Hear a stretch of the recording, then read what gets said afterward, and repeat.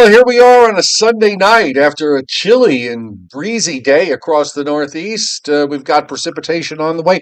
Might even be some wet snowflakes in areas well inland. We'll see. In the meantime, we do have severe weather tonight going on over parts of the lower Mississippi Valley and back into Texas. We have a week ahead to look at, and maybe if we have time, a little bit of long range.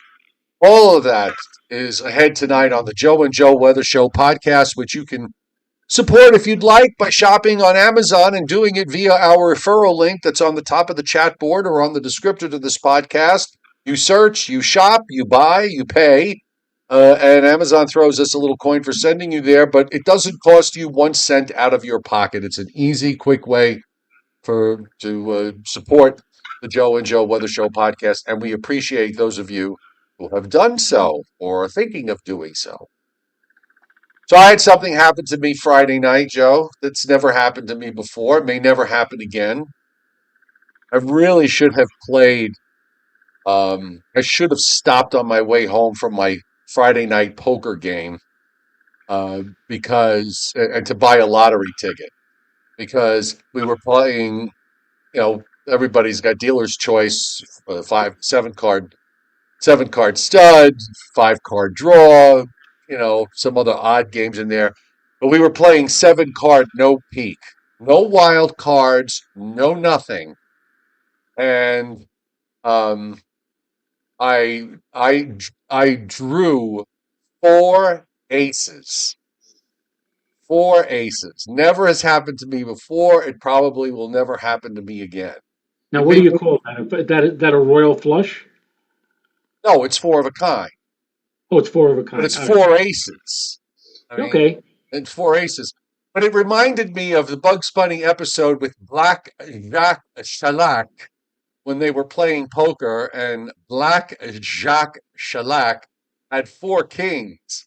And Bugs Bunny says, I have 2 pairs. Does that beat you, Doc? 2 1s and another 2 1s. That's how it was that night. I won about 100. I won a little over $100. I was around $100, uh, which was nice. It was very profitable. Well, and yeah, well, you just answered the question. I hope you won a lot of money with that. Yeah, no, the whole night I walked away with almost $100 that more than what I showed up with. Quiet John has thrown in some coin in the till, Joe. He's tapped the tip jar. Thank you, Quiet John, as always, very generous, most appreciated. Thank you, QJ. Yes. So, are you looking ahead to maybe that there might be a wet snowflake or two that might pass by tonight in your neck of the woods? I said on my Facebook forecast areas along and north of I-84 in the higher terrain areas, let's say above 750 or 1,000 feet, might actually wake up tomorrow morning to some slippery conditions and even maybe a little bit of slush on some roadways. But I really, where I am, I might see, and in fact, I know I won't because I'll be watching the Inside the Eyelid show when this happens, if it happens. There might be some wet snowflakes mixing in with the rain. I'm putting an emphasis more on the rain tomorrow. The first half of the day, what a miserable start to the week. We're going to have at least a quarter to a half an inch of rain, most of it coming during the morning, and then it's going to take its sweet time, I think, to gradually peter down and peter out and come to an end. Probably won't come to an end. I see it starting in whatever form, snow, ice, sleet, rain, or whatever, between 2 and 5 a.m., and I don't see it ending completely until sometime around 4 to maybe 7 p.m. tomorrow night. So you could see Monday, completely wiped out. A better day for Tuesday, but Monday ain't going to be a nice day at all. Yeah, after Monday, it looks like at least for you, most of the rest of the week looks pretty quiet. Yeah, there might be a flake or a raindrop or two on Wednesday, and then next weekend there might be a little spotty precip here and there. But yeah, the main area of concern, not concern, but the main area of wetness is going to come tomorrow, and especially during the first half of the day. Here in North Georgia, the last 2 days been an almost picture perfect weekend. The mornings have started out below freezing. The afternoons have topped out above 70. You know, you go out with a coat in the morning and you're out in short sleeves by midday. Right now, I'm 67 and my relative humidity is 29%. Yesterday we topped out here at the home base at 60 degrees, but then this cold front came roaring through, and I mean roaring through. Joe, I would have to estimate or guesstimate. I mean, we had probably sustained winds of about 25 to 30 miles an hour, and I would not be surprised for a minute or two. It seemed like we had winds gusting to over 50. It was a roaring wind with that front. You knew when this cold front came through with that big spike in the wind around 7 o'clock in the evening yesterday, and then it was still kind of windy into the first part of last night. But boy, I tell you, that wind that came through, and of course the temperature took a rapid drop down after peaking near 60. By the time we got to like 11 o'clock, it was already down to like 35 degrees. So it was quite, and we didn't have much in the way of rainfall, maybe about 2/100ths of an inch of rain. But like I said, for a few minutes, it was almost frightening out there. Hmm. Well, welcome to everybody on the chat board tonight, and welcome to those of you who are watching in the background. Tonight's Joe and Joe Weather Show podcast. We are here Sunday through Thursday at 7:35 p.m., and I don't think there's any schedule changes coming up for this week, so that's a good thing. Subscribe to my YouTube channel, turn your notifications on so you don't miss us. And of course, if you like the show, by all means, hit the like button. So, got a little bit of severe weather going on tonight and some various watches and warnings. So I'll take care of that, and we'll get started tonight as we take a look at what's happening. We have winter weather advisories up for a few counties in northeastern Pennsylvania and on up into the Catskills and Chuck Cardillo land. I don't know if he's on the chat board tonight. I don't see him, but he's where he is up at 3,000 feet. He's not done for at least another few weeks with regards to the snow and cold. Oh, there's Chuck. He's here. And we also have some counties up in north central New York, northwest Connecticut, western Massachusetts, into southern Vermont, counties in central New Hampshire, and across the southern half of Maine, all under winter weather advisories. It's not that there's going to be much snow. It could maybe an inch or two as you go way north, up way north. But I guess enough to cause a little bit of inconvenience, as Joe, you mentioned about, maybe a few slick spots. Winter storm warnings in northern Wisconsin and the upper peninsula of Michigan, also in northern Minnesota. Winter weather advisories surround that. We have two severe thunderstorm watches that are up. One from northeast Louisiana into northwest Alabama. Another one that has just gone up in parts of east central Texas. And we have tornado watches up for northern Mississippi, a small portion of western Arkansas, the western half of Tennessee, and southwestern Kentucky. And as we check out the satellite loop tonight, you can see the weather system along the Great Lakes. That's moving east. It's another one of these warm front, cold front deals. And on the southern end of that, you see the lightning strikes that are just showing up on the satellite loop in the last 3 or 4 hours. Actually pretty active convectively, Joe, in the areas where they got the watches up. Yeah, and I just want to say also in terms of late tonight and tomorrow morning, I've heard one forecast that's been talking about how there may be some slick spots and some snow north of I-287. I-287 is the traditional rain snow line for Westchester. In fact, at one time it was referred to by some forecasters as the Westchester waistline. It's interesting that in the county of Westchester, 2/3 of the county's population is south of I-287. At least that's the way it was some years ago, and only a third north of 287, and that's where most of the real estate is. That's where most of Westchester County is north of 287. But everybody's kind of jammed south of 287, White Plains, Mamaroneck, New Rochelle, Yonkers. But 287 in this particular case, I think, is not the boundary line to use if you're concerned about frozen precip tomorrow morning. because, as I said, you have to go pretty well north, and you also have to get into an elevated area. Places, there aren't too many places in northern Westchester, north of 287, that are higher than 750 or 1,000 feet. I think in northeastern Westchester, there's one specific spot. It's called Mount Bailey, and I think it's like 800 or 900 feet high. But that's more or less the exception to the rule. You really have to go north of 84, the 84 corridor, to get into the zone of high terrain, 750, 900, 1,000 feet.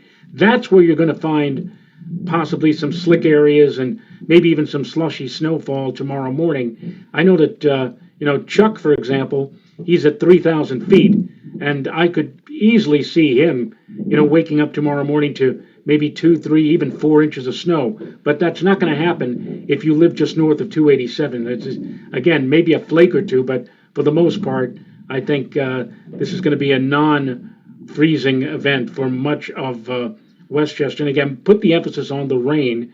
I'm seeing or thinking, Joe, that tomorrow between daybreak and noontime, we'll see anywhere from a quarter to a half an inch of rain. Again, it doesn't sound like a whole heck of a lot, but if you jam all of that in a 4 to 6 hour interval, that could be a problem on the way to work tomorrow morning. I'm drawing on the satellite loop so everybody can kind of see what's happening here. Um, all the storm systems, the closed off low pressure areas are all right along the top of the screen near the Canadian border, and they're just kind of moseying along from west to east. So we just keep getting these sort of warm front, cold front deals that are in play. You got one low south of Newfoundland. You got another one over the Great Lakes at the moment. There's another low coming into the Pacific Northwest. It's just this sort of west to east stuff that we're going to deal with in the upper pattern. We don't have any kind of blocking that's going on, anything that's forcing these storms to track further south. And some of these lows are strengthening to where they sort of look like late March type storm systems, and uh, they start to trigger off the severe weather that you're seeing down to the south. And on the radar, we actually do have for some precipitation that is at least aloft in central Pennsylvania, down into Maryland and northeastern Virginia. The stuff that's reaching the ground is probably more in western PA and especially in southern Ohio and eastern Ohio, where you're seeing some heavier bands of rain there. And then, of course, you get into the thunderstorms. And there's actually quite a few severe thunderstorm warnings that are up right now, with storms that are moving through central Tennessee, northwest Alabama. This is where and also into western Kentucky. This is where we have the tornado watch up. Northern Mississippi, also then back over into southeast Arkansas. A lot of yellow boxes flashing on and off. And then we have some thunderstorms that are starting to form northwest of San Antonio and then stretching eastward. And this is the latest severe thunderstorm watch put up by the Storm Prediction Center. We have a heavy dose of moisture coming into the Pacific Northwest in Washington State. Got some snow going on in parts of northern Idaho and into Montana. Storm Prediction Center tonight, it's a slight risk of severe weather. We've got 3 watch boxes inside that slight risk zone. One in Texas, the one in northeast Louisiana into northwest Alabama, and then we've got the tornado watch that's up further to the north in northern Miss and western half of Tennessee and into southwestern Kentucky. Just want to see 1, 2. Why am I seeing 3 severe? Am I missing something here? Hold on a second. Okay, so now we have actually 3 severe thunderstorm watches up because they put one up now in between the one that's in south central Texas and the one that's in eastern parts of Louisiana. So they've covered now the ground in between that with a severe thunderstorm watch. That was just issued maybe about 15 or 20 minutes ago. And over the next couple of days, tomorrow, it's a marginal risk that shifts down to the Gulf Coast, probably more early in the day than later, in southeast Louisiana to the Florida Panhandle and southwest Georgia. And after that, there's nothing much to speak of on Wednesday. There's no severe weather, just 2 small areas of general thunderstorms. One in north central Texas to Oklahoma and northwest Louisiana, southwest Arkansas. The other one up in Oregon and southern Washington. And WPC is looking at a half to 3/4 of an inch from Maine down to the Delmarva Peninsula. A good chunk of that, most of that's front end loaded. Then we have up to several inches across much of central and South Texas and southeast Texas into Louisiana and Mississippi. Some of that's tonight. Some of that'll be later on in the week, and into late in the week and into the weekend. And then around the Great Lakes, we have patches of an inch and a half of liquid, and a good chunk of that could be in the form of snow. Some of it's lake effect up there too.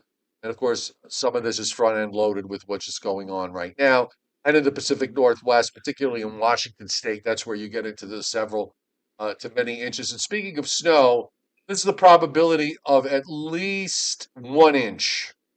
And you got to go pretty far up to get to that 50% probability. North of I 90, and maybe even not just north of I 90, but maybe a bit north of I 90, is where you start to get into the 50% or higher ranges. And then it's like 80% or more in Maine. And of course, on top of what has already fallen, 100% probability of at least another inch, but it's going to be more than that in northern Michigan, both the up northern part of the lower peninsula and the upper peninsula, as well as northwest Wisconsin. I don't see anything major going on this week. Things seem to just kind of be taking a little bit of a break. This this low kind of moves over Lake Huron, and then the front swings eastward tomorrow. You're right. I think at least the first half of tomorrow is probably going to be problematic. It will be problematic, like you said, miserable. And then maybe some late day improvement. You see where the snow is way up to the north. The severe weather risks are going to disappear for a good chunk of this week. There is some kind of diver here for Tuesday night that goes across Virginia and kind of skims southern New Jersey and Cape Cod with a little bit of rain as a low develops offshore. Uh, there were a few runs in the last couple of days that were trying to have the precip closer to the coast. It looks like it's a pretty weak system, so maybe some clouds with that. And temperatures this week are not going to be all that warm. And it looks like, at least for the Northeast and Northern Mid Atlantic states, they'll be on the chilly side of normal.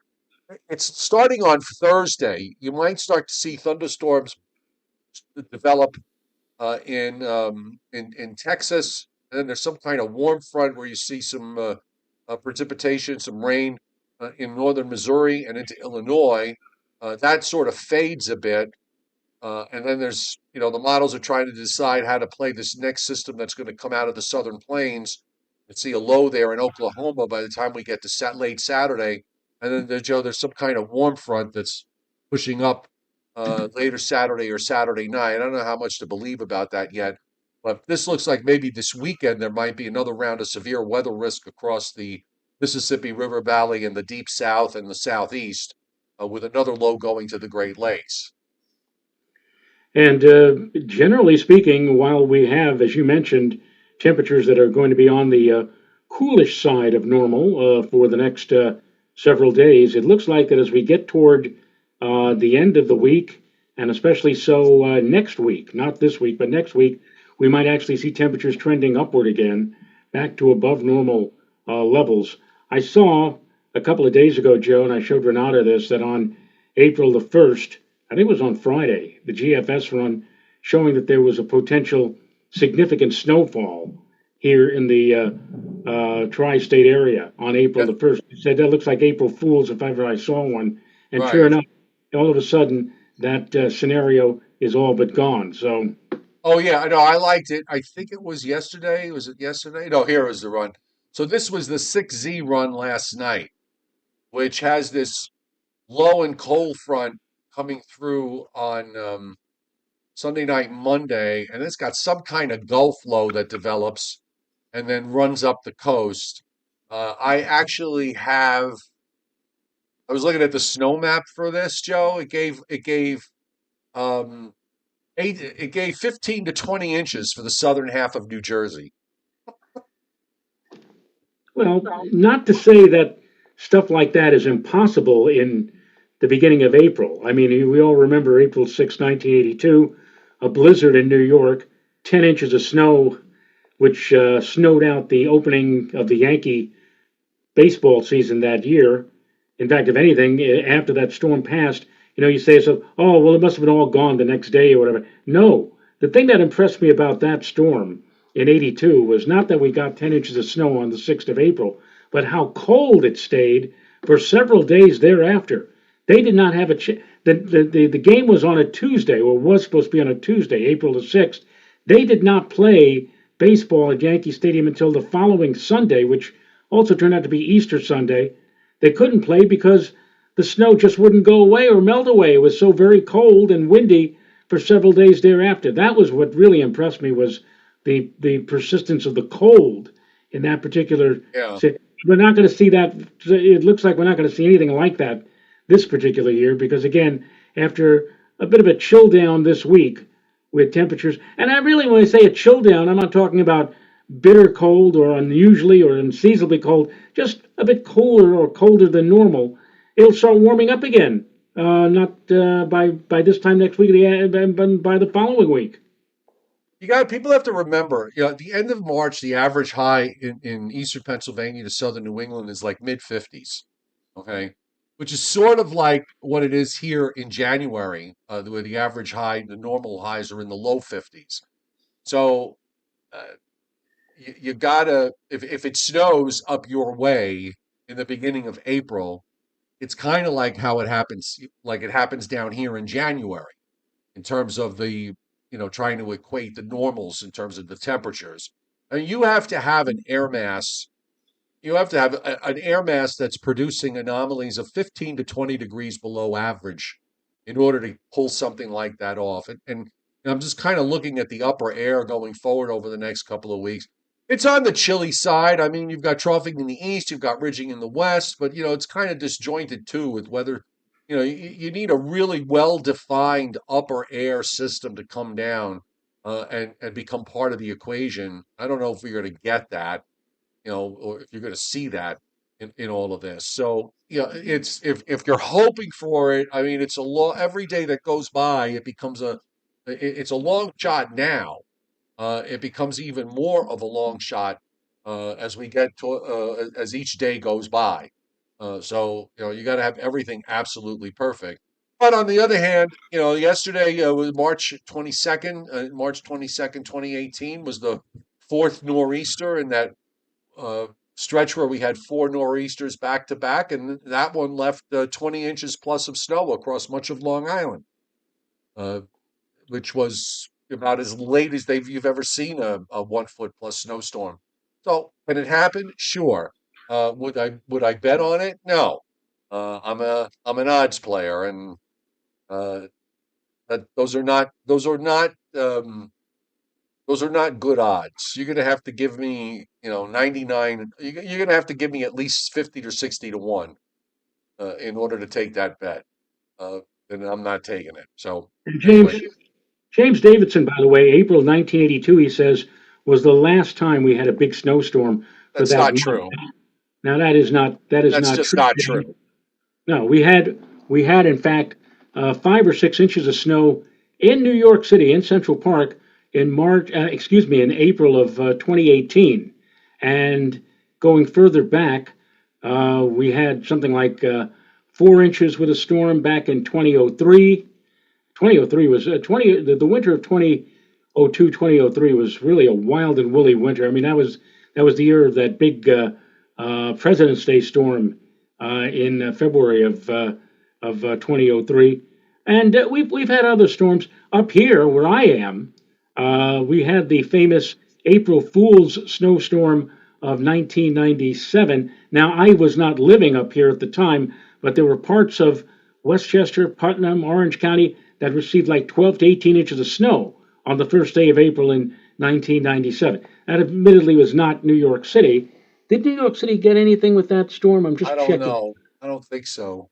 I don't think so either. I know, I was doing the weather in Yonkers at the time, and we didn't get anything in Yonkers. No, it was zilch in Central Park, but You didn't have to go very far to the north to get into a really massive snowfall. And because of the fact that, it came so early and there was already leaves on the trees that had, been in leaf. But I mean, there were parts of northern Westchester that lost power and they were out of power for like a week or 10 days or something stupid or ridiculous like that. So that was, so as you said, it can happen. It has happened, but it doesn't happen too often that you got to get everything just right in order to get a significant snowfall this late in the season.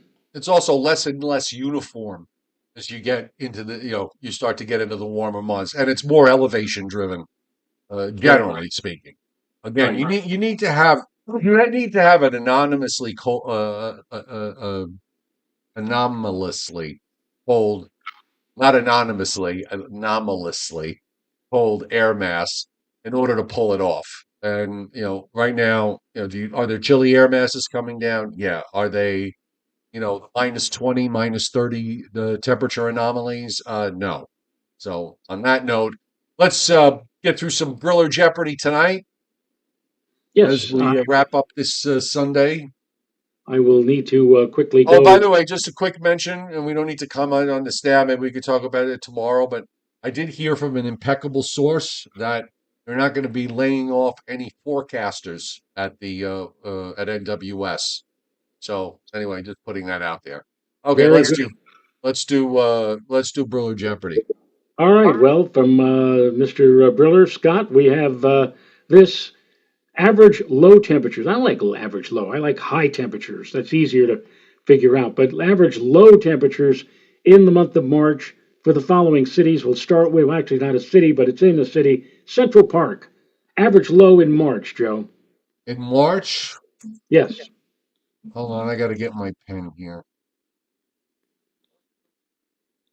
44, 56, 28, 36, 30. I'll say for the whole month, I'll say 30, 34. It's a good guess, but it's a little bit on the chilly side. Rich Walkmansky, you're very close. You're in Snake Country with 35. And Patrick Darcy's at 36. Patrick Darcy, you got 36, and I'm going to ring the bell for you because that was the answer. 36 degrees, the average low. Now from that, see if you can interpolate or extrapolate the average March low temperature for Boston. Boston, I'll say 33. That's a little bit too warm, believe it or not. Steve Lapointe, however, has it. He got it with 31. What was the question again, Tyler Fenga?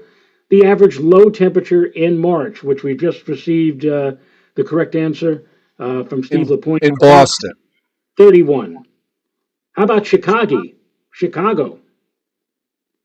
I'll say 33. Joe, you're missing him by that much.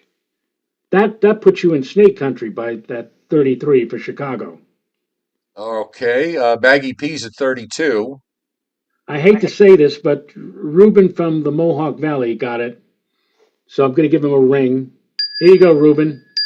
32 it is. 32. 32. How about Buffalo? I'll say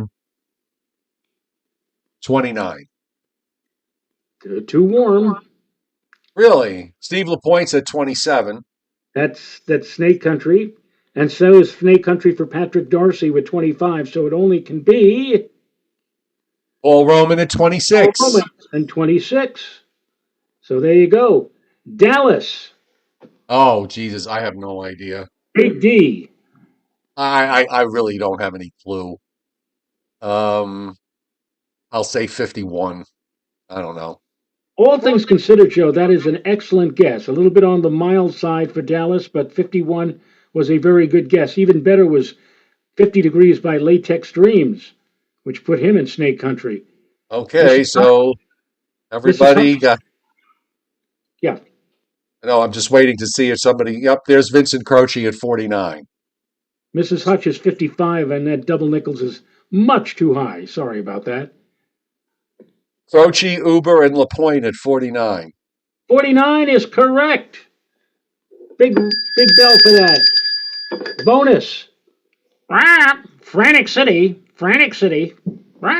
Atlantic City. Okay. Atlantic City.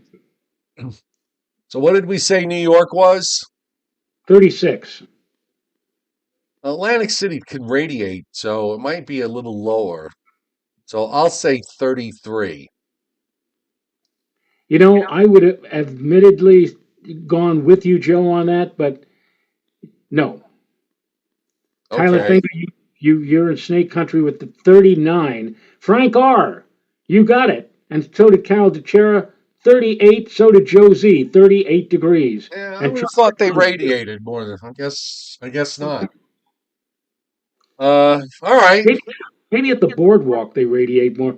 Don't forget that Atlanta, but that doesn't make any sense because where they measure at the airport is in The Pomona. airport's 20 miles inland, Yeah. So you yeah. know, So or well, 10 miles inland. It's definitely inland. So, whatever. all right. I guess we can wrap this up. Everybody will be back tomorrow night at 7:35 at the usual time. So hope everybody had a great weekend. I certainly did, and And thank you. we'll see you And thank you to tomorrow. Quiet John. And thank you to Quiet John for hitting the super chat tip jar. So we'll see everybody tomorrow. Night night.